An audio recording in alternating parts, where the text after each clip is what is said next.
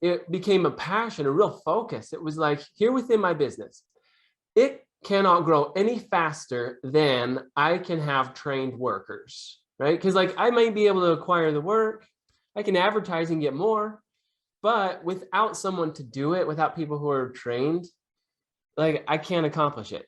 And so it became this passion of like, how can I train them well? How can I train them fast? Obviously, through Upstryve, you are a mentor and a tutor, but in your journey, did you mentor a lot of younger apprentices like in your company or even before you owned your company?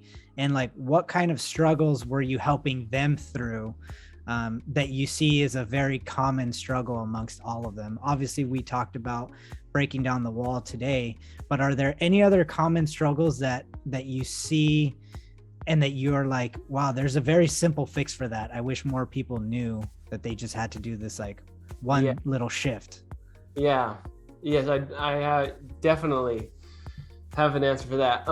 I spent a lot of time. Okay, so I mentioned growing a business and having employees. That does create a different challenge, which is training. You've got to have people who know what they're doing, especially in the plumbing service and repair industry. It's like they want someone who, I'm saying the customer wants someone who can come into their house and they know that they can trust them. They know that that technician will be able to handle the job, right?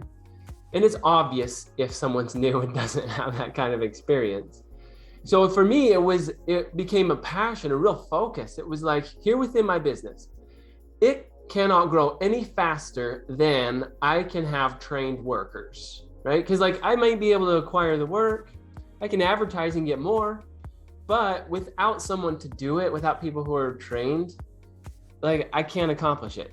And so it became this passion of like, how can I train them well? How can I train them fast? And I developed this whole system within my business of I thought through every task that I had that typically we would encounter as a plumber. I mean, like, and the list is long, right?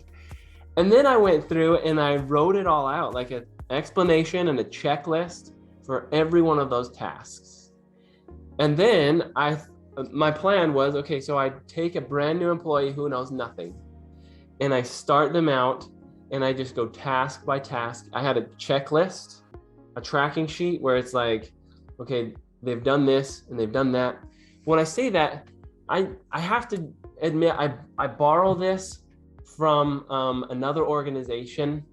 It's the Boy Scouts of America, of all places. I found, and I was involved as a youth and as a leader in that.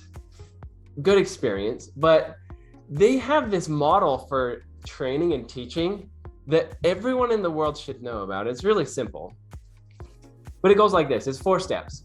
Number 1, you explain. I think they call it the EDGE method, but number 1 is you explain this. So like, say I need you to learn how to do this skill. I'm going to explain how this works. Number 2 is demonstrate. So you actually show, here is how this is done. So you show them how it's done. Number 3 is guide. That means like, now it's your turn to do it. I'm here. I'm your coach. I'm going to help you as you do this. And number 4 is evaluate. So, okay, you did that.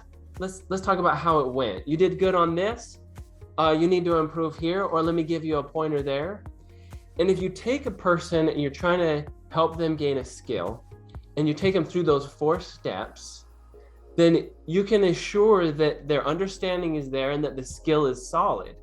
And so I just absorbed that into my business and I had my long list of all the skills I needed someone to know. And I would I'd hire them in and they'd ride with me. And I would systematically go through every single thing: how to set a toilet, how to install a faucet, how to, repair a leak, how to solder a pipe. It was every single thing that we had to be able to do. And I would systematically check them off through that process, meaning like I showed them first, I explained and showed, then I had them do it until I felt comfortable that they were good enough. And then at that point, I could take that individual and they could go and start doing a little more independent work, right? Now, obviously within limits, there's the journeyman and apprentice ratio thing, but that's the process, I think, in transferring a skill set.